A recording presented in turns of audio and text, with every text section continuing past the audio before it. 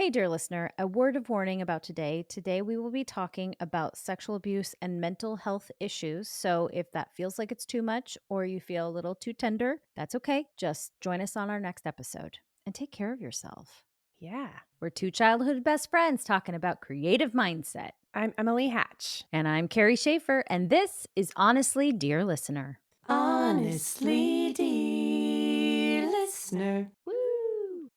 It's that time of year when it's almost Christmas and you feel so good and you feel so dumb. I just really wonder which year am Mm. I going to not put so much pressure on myself to be like the elf on the shelf mom? I mean, and that's no shade to the elf on the shelf moms out there, but I just can't do it. I can't. I'm so tired. I I feel guilt right now because I've never even thought about being the elf on the shelf mom. My poor kid. I think Elf on the Shelf came out after your child cared about it. Yeah, okay. It's like, clear a spot. We're setting up a tree. Like, here's a balloon. Merry Christmas. You did not get your child a balloon. No, one year for their second birthday, the hit gift was a balloon. Because you're 2, a Yes. balloon is fucking rad. Yes, I it actually is. have a picture of them with the balloon at their face, and I'm sorry if you're listening, but this face into the balloon, which is terrifying if you can see it. It's adorable. But yeah, here's a Merry Christmas, here's a balloon. I recently apologized to my child. Whoa, okay. I didn't know about this. Surprise. So Gen Z, a lot of good stuff with Gen Z. And that's what your child is, right? What are Yeah. we? I don't know these things. We're elder millennials. Elder? Yeah, isn't that cute? Okay. I know. I love anything that calls me geriatric or elder. I mean, elder kind of suggests a bit of wisdom, which I'm going to receive that part of it. But the whole elder, like, I don't feel like an elder. I feel like a child in a more saggy body. Yeah, oh my god, don't even get me started, about that, sag. But yeah, I apologize. So Gen Z, so many good things, so many tough things. If you happen to have a teenage child that is Gen Z, they are so aware of their mental health, Mm, so aware that it is disturbing, so aware that it's like, let's figure out not only like what I want to be when I grow up or whatever. Let's figure out what collection of mental illnesses I have, uh, what you did to contribute to them. Like, I'm going to oh, process shoot. all of this at 16 when my prefrontal cortex is mush, and I'm going to yell it at you. Okay, great. So Whoa. that's real, but also very good things. Like when I was a kid, we didn't do that. We didn't think No. about how fucked up we were. Just didn't do that. And our parents didn't do that even more. Yep. So here I've got this kid, not a teenager anymore, now 20 years old, who's like, I just need some space from you because I don't know what you did yet, but I know you did stuff. Oh. I'm like, oh, I didn't mean to. Um, One of the things they said was that they had to be okay all the time or happy. Like I couldn't handle if they weren't happy around Whoa. me. And I was like, I really don't feel that way because I held you while you cried a lot. I talked to you about a lot of things. But then I realized a couple days ago, this is a counseling session. Welcome to our show. Um, I realized a couple days ago that I think that is accurate. And I really was pretty resistant to it and kind of shitty about it when they said it. I felt slighted as a mom. Like I was a single parent. I did so fucking much. Like I did the best I could and I knew that I fucked stuff up, but I did the best I could. So like Mhm. please don't say that I like didn't allow you to be anything but happy. I realized, like, with being a single mom, I did need them to be okay because I was doing so many things. I was working so hard.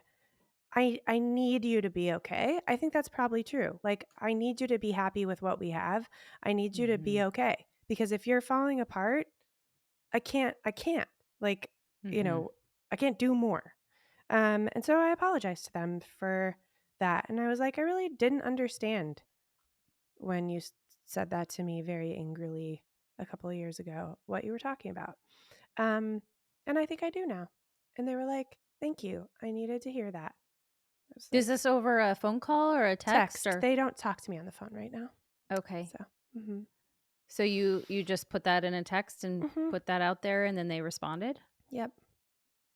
Okay. Yeah. And here's okay, listeners, this is some vulnerable shit. I don't know how many of our listeners have kids, how many of them have older kids, how many of y'all maybe didn't have a very present other partner in their lives. Uh, but man, this generation is like really okay with not talking to their parents anymore. Yeah. And where I come from, your parents have to be really fucked up for you to not talk to them. Right. Uh, so it's been interesting because my kid has never been like, I'm not speaking to you, but it's been like, give me space and then not responding very much. It Mhm. hurts a lot. Like, this is some tough, vulnerable stuff. But you know Mhm. what? In my best days, which today feels like a good day, I am proud of them for dealing with, through therapy that I paid for, by the way, dealing with their mental health and like looking at this stuff. It is the Mhm. pendulum has swung, in my old ass opinion, to way to me bleh, thinking way too much perhaps about it. Mhm. But I am proud of them for addressing this shit. I'm 40 years old, finally being like, maybe I am kind of traumatized by this thing. And they're like Mhm. 18 being like, dude, trauma. And I'm like, Mhm. you're fine. Be okay. It's not funny, but it's funny. I mean, poor kid. Poor me too. Damn it. It's so it's so tough because yeah, when we were kids, I could have really used somebody that came along and was like, "Here's a diagnosis for you, child." Like I could have really used that because I just thought I'm insane. Mm, No one else is going through this stuff. I'm losing my mind. mm. And also, the devil is attacking me, probably for something that I did or I allowed into my life spiritually. So, all this misery that I'm going through is my own fault. And now I've got to comb through the recesses of my brain to figure out what sin I did so that this happened Exactly. to me. Yep. Exactly. So, I mean, the whole idea of like a diagnosis or, Lord, medication Oh, God, no. was never even a topic in my house because I was raised by parents in the 80s and early 90s. And you can't go to therapy because therapists are just for really crazy people and they don't help you and they don't lead you back to God. You can go to your Yes. weird ass church counselor, though, that has no good advice. And no any kind of education Right. or experience in mental health areas. Mhm. I remember that I went to therapy one time and it was so the therapist could tell my mom how to help fix me. And then we were done. I could have really used therapy all of those years. Um but no. And then when I was a teenager, I went to like a Christian counselor Mhm. and that was she was so this is going to sound a way. I don't mean this in a way, but she was so dumb. Like I don't think I'm the most intelligent person out there, but I feel like I was running intellectual circles around that lady. And that's not what you want in a therapeutic situation. Mm-mm. You want someone that's going to be on the level or maybe even smarter than you are. Yeah. I mean, preferably Yeah. about this stuff. Yes. I'm like So gonna get more benefits talking to myself.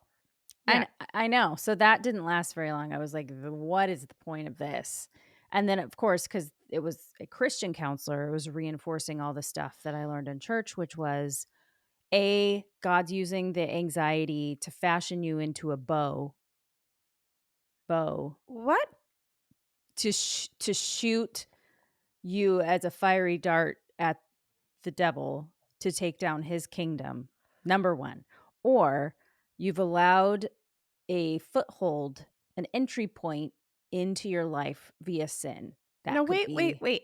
Which yeah, one? Which one is it? uh, we don't know. It's either Satan or your ever loving God firing you into Satan. The ye old binary. It's either this extreme or this extreme. We're not going to tell you which one it is. I'm ca- You're just going to have to work that out in your own anxiety. I cannot get over this. I'm sorry. Pick one. Yes, please. It can't be what? Yeah. So I don't know, Emily. Oh my No God, I'm wonder sorry that happened to you. no wonder I was a nervous wreck all through growing up because I was like, which one is it? I don't know. Both are very problematic for different reasons. Uh, because why, if it's God, why would he sanction all this suffering? Why would he not even sanction? Why would he cause all this Cause, suffering? yes. I would never do this to my child. I wouldn't do this to a person I didn't even like. And then if it's Satan, like I'm the screw up. What have I allowed in my life? It could be anything, a book, a movie. It could be that I bought something at Goodwill that Mm. had some A kind of spirit on it? negative spirituality in the object. Mm, So mm, I don't know. It could have been my McDonald's hamburger that mm. somebody handled with too much witchcraft before they gave it to I me. mean, yeah, the McDonald witches, we've all heard about them. We all know them. Right? They all curse our burgs. So yeah. So Wow. so there's that. So I don't know. So what I'm saying is I could have used some of Gen Z Mhm. when I was trying to grow up as a young elder millennial, A young old a young old person. 1,000 years. Yep. Yeah. Is no, million, sorry. Millennium? No. Millennium cuz one un mil in Spanish is 1000. Oh, good, that's what I meant first. The first thing Yeah. is real, and then I was like, "Mill? I'm super smart." You know how you were just talking about how you really wanna talk to someone who's on your level, and I'm like, "Is that a million?" Not everyone knows Latin. It's fine. Isn't that Latin? I don't know. I'm assuming I it don't know. has to be. Everything in the end is Latin. So I thought, oh man. Goodbye. And that's our show. See you next week. I'm gonna go crawl under a rock now. Oh, Lord.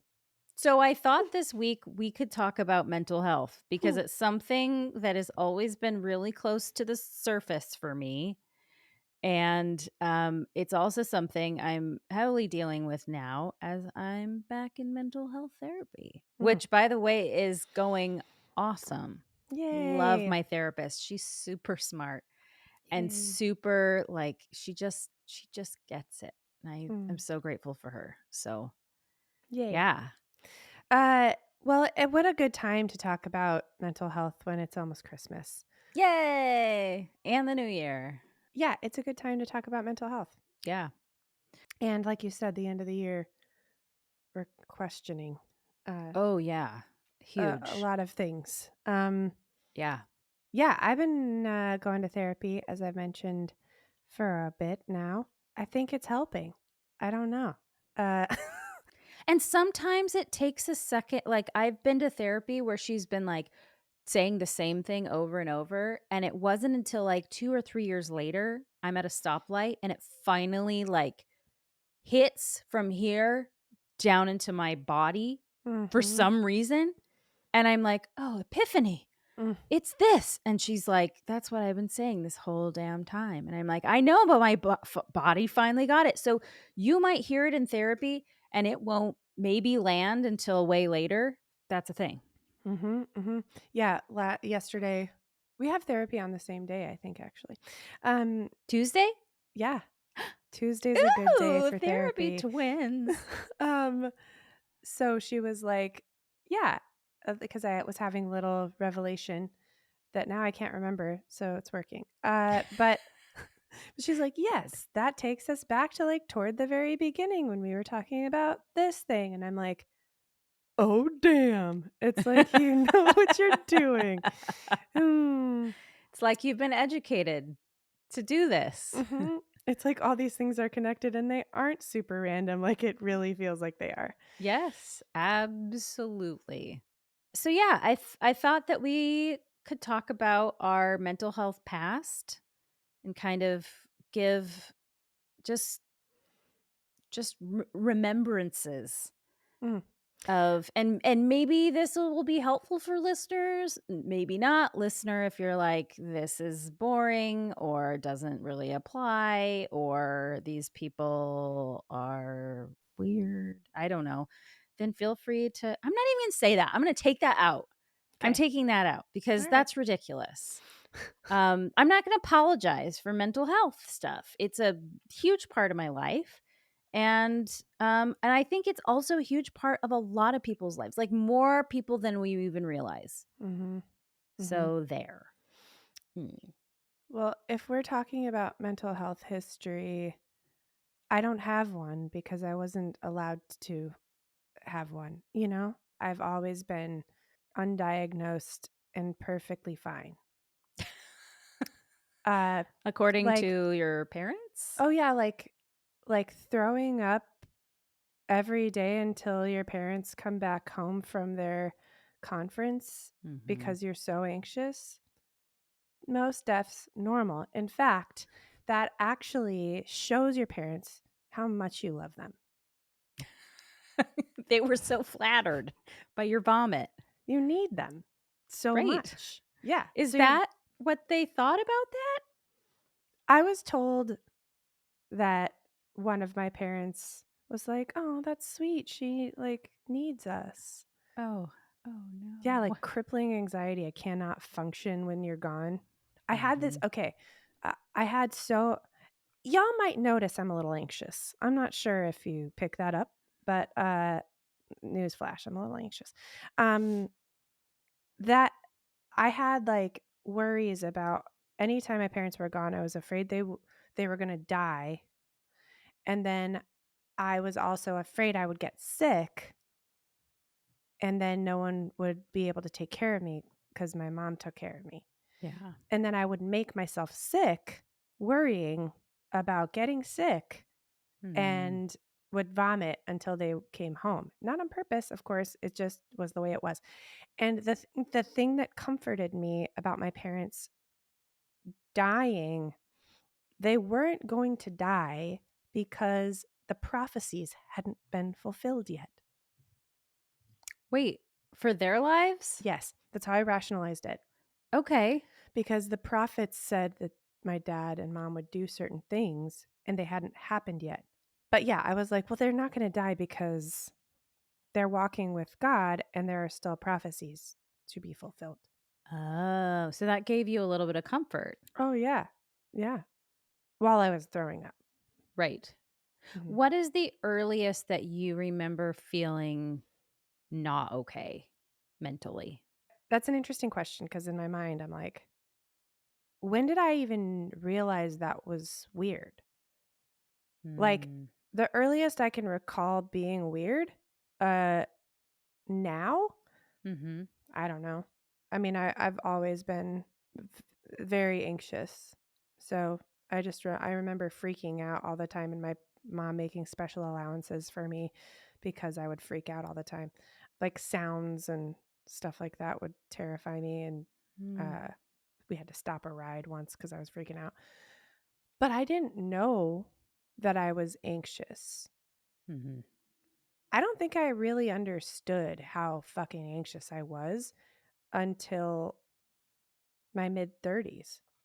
Like, I didn't fully, no, early 30s. Like, thinking back, being like, oh, that was weird. That was really bad. That was Mhm. really weird. Like, maybe, yeah, late 20s, early 30s, I finally was like, that was fucked up. I Mhm. was really fucked up. And no one helped me Mhm. because they didn't do that. My mom and dad are both so anxious Mhm. themselves that it was just like I could do no wrong or weird. It was just who I Mhm. was. And Mhm. I was just a different person.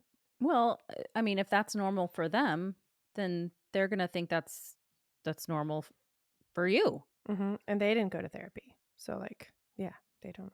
My mom will still not. Absolutely not.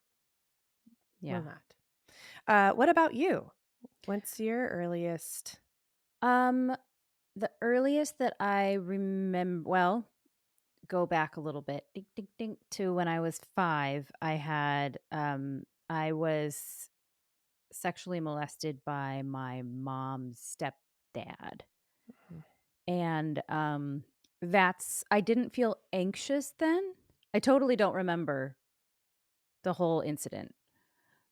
But I remember immediately right after it and, like, going and finding my grandma and, like, going to where she was and sitting and watching the clock and just waiting for my parents to get there and, like, tamping any feelings that I had all the way down because we weren't gonna make a scene Mm, when it was unsafe. We're gonna have to wait until the parents get there. And so I remember And I remember feeling really angry after that. And then the year afterward, so I was in first grade at a private Christian school in California. We were at a school lock or a class lock in where you stayed the night in your first grade classroom, which is mm, actually kind of cool. Like, I mm, wish I kind of did that with every grade. Like, it's kind of neat. Um, but so everything was fine, nothing happened, went to sleep, woke up the next day, was waiting for my parents and was noticing everyone else's parents were getting them. And I was just sort of like waiting. mm, And I remember that was the first time that I felt it was like it was like a wall fell on me is what it mm, felt like mm, for my brain, and all of a sudden, between, like, one moment to the next, one moment I didn't have anxiety, and the next moment I was insane, mm, crying like mess, mm, and my parents were like, "This is weird. Okay." But, like, you just think, "Oh, it's just your child, and they're having separation anxiety, which is normal. She's in 1st grade, whatever." This From is the that first like time we've done this. Yeah. Yeah. From that moment on, I had clinical levels of anxiety, not all the time, but I would have episodes. So I Mm, remember distinct episodes that would happen anytime I would try and spend the night away from my parents. mm-hmm. Anxiety, have to come get me every single time. And the moment I saw them, I was fine. I would have these anxiety episodes that would last maybe for like 2 or 3 months at a time, where I Mm, remember going into 2nd grade, I developed this, like, some OCD tendencies where this thing in my brain was like, "You're trying to cheat. You're trying to cheat on tests. You're trying to cheat." So I would sit there with my hands like this over my eyes mm, because I was so terrified of cheating or looking off of someone else's paper, and I did that for quite a while, and it was awful. mm, And, I think, my mom every day before school, we'd pray and she'd be like, saying scripture over me. And she was like, "You just got to surrender it to Jesus, baby." Which, when I look back, I mean, such noble intent, like mm-hmm. no nefarious intentions there. Right. But when God didn't show up and take away the anxiety, I Mhm. began to understand that, like, God doesn't work. Mhm. And actually it makes me feel worse because he's not helping me feel better. Mhm. So that's like now I have anxiety and I'm like, what's wrong with me? Why doesn't God help me? And my Mhm. mom would send like she'd take these little 3x5 cards and write a scripture out on them and send them to school with me. By the end, they'd be like shredded in my pockets because I Mm. took them out so much and I'd cry on them. And then but it wasn't because it was a scripture. It was because my mom had written something and it reminded me of her Mm. and she was my Mm. only safe place. So I remember feeling very alone in first grade, second grade, third grade. Um, because I would be the kid out on recess that would be like crying with her fingers in the chain link fence waiting for her parents to Oh get my there. god. And other kids would be like, "What are you doing?" Which is fair. Mm. You're in 3rd grade. You have no if you've never struggled with mental health, you don't understand any of that. Like, you've had a hunky dory, happy life with, maybe no anxiety, which is great. That is what kids should have. Mhm. And you see this girl that's, like, losing it, and she can't get her shit together, and she's, like, kinda non-functional, and you're Mm. like, "What is actually wrong with you?" So I felt like the weird kid, but I couldn't help it Mhm. at all. Mm. So yeah, my mom would just try and talk to, and we kind of linked at some point, like the abuse situation with the anxiety. I Mhm. don't know if they're probably linked at some point because I think I learned way too early that adults don't have it all together. I Mhm. was introduced to the idea of like somebody taking advantage of a child's trust way too early. Mm. I Absolutely. don't think you should learn that until way along when you're much older. But I think it cracked my idea of a safe world. Mm. And then that coupled with the anxiety from Western Christianity that was like, this world is fucked. Mhm. And y- you are not of this world. You are in it, but you are not of it. You have to be different, and the world's going to persecute you, and it's a shithole. Mm. And you have to be set apart and constantly strive for, your attention on God. Like it was just this perfect storm of making me feel like, oh, I am safe because I have anxiety and I'm losing my mind. I'm also safe because unsafe because my religion is reinforcing that everything is unsafe. Yep. Ooh, the I'm safe because of my anxiety. That still is hard for me. Mhm. I you kind of taught like if you're worried about stuff, you won't be a person like how do I want to say this? If you're worried, then you're thinking about it. And if you're thinking about it, then you won't do anything bad because you're on it. And people who and I think people were trying throughout my life to help me feel better by saying, well, people who don't worry about it are the ones that Mm. do all this bad stuff. Did Since I you're s- worried about it, did I say I'm safe because of my anxiety? I meant you're unsafe because of your anxiety. oh, I'm so sorry. maybe But that's maybe you interesting. did say that, but I heard this. I've had this belief Mhm. that my anxiety keeps me safe. Oh, That if I yeah. keep worrying, Mhm. nothing will happen and it's because I'm worried. That makes sense. And Absolutely. and I think the Christianity thing was like a big part of that Mhm. because Hypervigilance? yes, sinners aren't worried Mhm. because the devil has them. We've talked about that.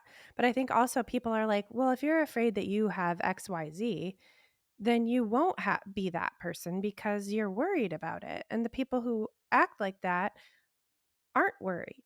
So Mhm. that thereby them trying to like help me relax validates the anxiety that it Right. actually is making me better. So then Interesting. it is safe. Because I have anxiety, I am safe. So Right. like if I'm in public constantly checking to make sure that no one's following me or that like I'm safe, I'm safe, I'm safe. I'm checking, I'm aware of my surroundings. Like that's validation. That's good. That means you're safe. That makes So sense. keep freaking out Right. because that means you're better. Right. No, that makes total sense to me, and I think that that's what happened as I got older because anxiety and anxious thinking were such a well-worn path, Mm, and that's familiar to me. So if I worry about something, oh yeah, there's a much lower likelihood that it's actually gonna happen. hmm. Because you've already thought of it. Yep. Right. Yep. And Exactly. and expect the unexpected. Do you know how much unexpected? You can't there's it's like infinity unexpected. I Yes. do not want to be surprised. Yes. So I'm going to continue to think of nightmare scenarios so that when they happen, I wasn't surprised. Mhm. Like I knew it and I was ready. Absolutely. Instead, you just like live your life in a nightmare scenario Mhm. and your nervous system doesn't understand the difference between it happening and you imagining it happening. So you're just a fucking mess. I know we're hitting time, but do you wanna keep talking about this and we can do a part 2? Sure. You heard her, folks. Next week, we'll continue our conversation about the nervous system and mental health. So join us next week for part 2. Honestly, dear listener.